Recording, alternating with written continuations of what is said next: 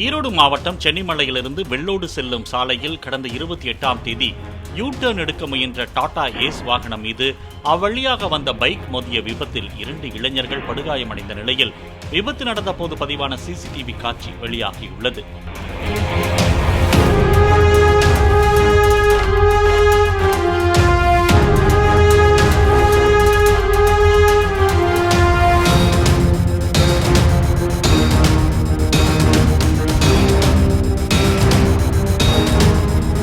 Tata ace வாகன ஓட்டுநரின் கவனக்குறைவே விபத்துக்கு காரணம் என போலீசார் தெரிவித்துள்ளனர்.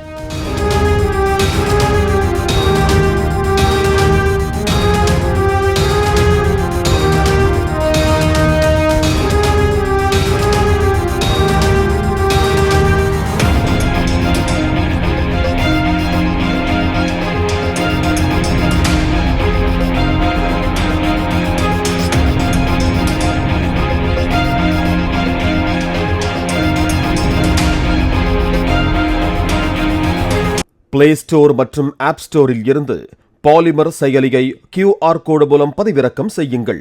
செய்திகளை உடனுக்குடன் பெறுங்கள்.